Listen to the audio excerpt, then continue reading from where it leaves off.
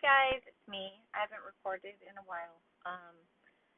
Since my last video on Shanann Watts and why she didn't fight back. This one is about Chad Daybell and his amazing brand new wife. What's her name? Anyway, the children were found buried on the property of Chad Daybell and Lori, newly married. The question is, are they going to be tried for murder? For some reason, they're only on trial for concealment of evidence. I was wondering, what will it take for law enforcement to actually find them at least triable for murder? The children were found on the property.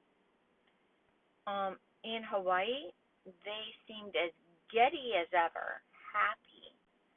Although both children were dead, killed, destroyed. Both spouses dead, killed, destroyed. And then when they were both arrested, Lori calls Chad while his property is being searched, the grounds, when they found, of course, the little ones, and Kylie and JJ. And yet she was just as happy as possible to say, "Oh, can I pray for you? Do you want me to pray for you?" Oh, okay. Well, that's interesting. Rather than where are my kids? Oh my goodness, my kids were found murdered. Oh my gosh, they were found in the ground. Oh my God, my daughter was dismembered. Oh my God, my son was duct taped to death. None of that occurred. And very interesting that Chad Daybell's lawyer was so quick just to try to point out whatever little discrepancy with Melanie Gibbs' testimony, rather than being so concerned that 2 children have died. I found that crazy. So I'd like to know, what do you guys think? What will it take for Chad Daybell and Lori Daybell to be tried for murder? At what point? What evidence do they need? I find it sick. I find it disgraceful. I find it unfathomable and unconscionable that these people, if you call them people, have not been accused, indicted, charged with the murder of these 2 beautiful children. So let me know what you think. For one, I think they're trying to get all their ducks in a row. I think they're trying to tie up all the loose ends before they charge them. I do know it's called circumstantial case. Guys, lots of claims are circumstantial. In fact, most are. So because it's circumstantial does not mean it's weak. Here's the difference legally. Going to law school, I learned this thing day 1 in law school. You see some condensation trails from an airplane.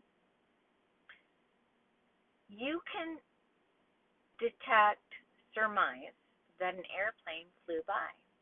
That is circumstantial evidence.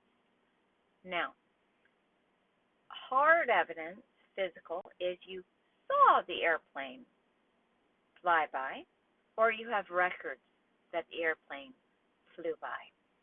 The evidence is the same. One is circumstantial, one is physical.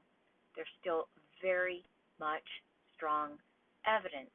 Here, 2 bodies were buried on Chad's land. Circumstantial evidence, yet, just like condensational trails with an airplane, the evidence is still very strong. Hence, what will it take for police, law enforcement, to actually charge the Daybells with murder? At least Chad.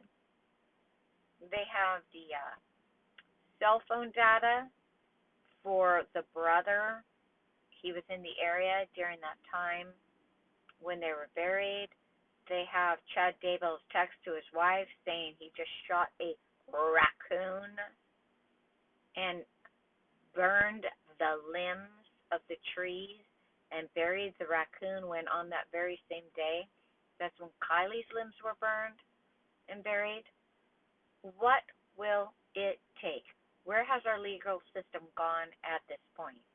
At what point does it become crazy? I'd like to hear you guys' response. Thanks.